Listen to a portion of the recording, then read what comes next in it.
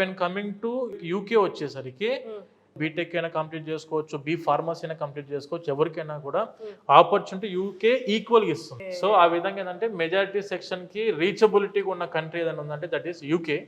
And second opt ఎందుకు UK choose చేసుకుంటున్నారు majority students అంటే బడ్జెట్ యూకే వచ్చేసరికి that is for 15 lakhs 2 years course ఉంటుంది. పౌండ్ వాల్యూ ఎక్కువ కదా మనకి, pound value UK US dollar వాల్యూతో కంపేర్ చేసుకుంటే పౌండ్ వాల్యూ ఎక్కువ, బట్ స్టిల్ ఫీజ్ తక్కువ. ఫీజ్ అనేటివి తక్కువ ఉంటాయి. మనకి ఏంటంటే 15 lakhs లో 2 years కంప్లీట్ అయిపోయే విధంగా ఉన్న దేశం ఏదైనా ఉందంటే దట్ ఈస్ యూకే.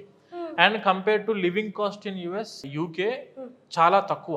యుఎస్ తో పోల్చుకుంటే లివింగ్ కాస్ట్ ఆఫ్ లివింగ్ తక్కువ ఉంటుంది.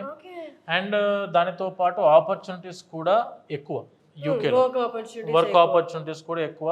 స్టూడెంట్ కూడా వెళ్ళిన తర్వాత ఎంప్లాయ్మెంట్ వీసా కూడా 5 years ఎలిజిబిలిటీ వస్తాడు. చదువుకున్న కోర్స్ మీద కంప్లీట్ చేసుకొని జాగ్రత్తగా మాస్టర్స్ చదువుకుంటే 5 years ఎంప్లాయ్మెంట్ వీసా వస్తుంది, టైర్ 2కి మారుతారు, ఆపర్చునిటీస్ పెరుగుతాయి, సెటిల్ అవ్వడానికి అవకాశాలు ఎక్కువ ఉంటాయి. మీరు చెప్తుంటే నాకు చాలా స్ట్రెస్ ఫ్రీగా ఉందన్నమాట యూకే చూస్ చేసుకోవడానికి. యూకేకి అప్లికేషన్ పెడుతున్నారు మాస్టర్స్ కనంగానే ఎగ్జామ్ది క్వశ్చన్ వస్తుంది, ఇంగ్లీష్ ఎగ్జామ్ ఏం రాయాలి అని. ఒక్కసారి ఎగ్జామ్ గురించి యూకేకి మాస్టర్స్ ఏ కోర్స్ మీద madam, it may be for BTech and at the same time degree చదువుకున్న స్టూడెంట్స్ ఎవరైనా కూడాను ఎటువంటి ఇంగ్లీష్ ఎగ్జామ్స్ రాయాల్సిన అవసరం లేదు. అంటే మనకు ఐఎల్స్ రాయాల్సిన అవసరం లేదు, టోఫెల్ రాయాల్సిన అవసరం లేదు, అండ్ డ్యూలింగో రాయాల్సిన అవసరం లేదు.